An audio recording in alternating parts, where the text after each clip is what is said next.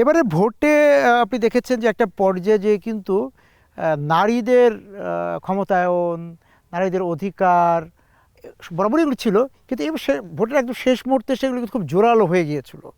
হ্যাঁ, সেই জায়গা থেকে নারীদের সঙ্গে বা মেয়েদের সঙ্গে আপনার যে কথোপকথন, সেখান থেকে কি জানলেন তাদের বার্তাটা? মেয়েদের আমার এলাকার মূল চাহিদা ছিল গ্যাস দিতে হবে। এবং যেহেতু বাংলাদেশে ব্রাহ্মণবাড়িয়া কিন্তু গ্যাসের একটা উৎস, আমরা দাঁড়িয়ে আছি হয়তো গ্যাসের উপরে। সো আমার দাবি ছিল ব্রাহ্মণবাড়িয়ার গ্যাস আগে ব্রাহ্মণবাড়িয়ার মানুষকে দেওয়া হোক। দেখা যাক সেটা নিয়ে কতটুকু কাজ করতে পারি। মেয়েরা নিজেদের স্বাবলম্বী করার ব্যাপারেও কিন্তু ভাবছে। এমন না যে তারা সবাই অফিসে যাবে সকালে বা 9টা-5টা অফিস করবে, না সেটা নয়।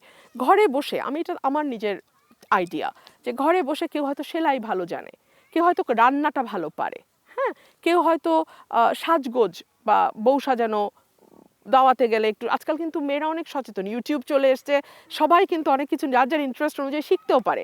সো সেই জায়গাগুলোতে যদি তাদেরকে আমি কিছু কিছু সহযোগিতা করতে পারি সরকারি তহবিল থেকে, আমার নিজস্ব তহবিল থেকে, তাহলে দেখা যায় মেয়েটা কিছুটা হলো নিজের খরচ নিজে একটু একটু চালাতে পারে। শখের জিনিসটা কিনলো, একদম ওষুধ নিত্য প্রয়োজনীয় জিনিসের জন্য হাজব্যান্ডের দিকে তাকিয়ে থাকতে হয় না, ভাইয়ের দিকে তাকিয়ে থাকতে হয় না।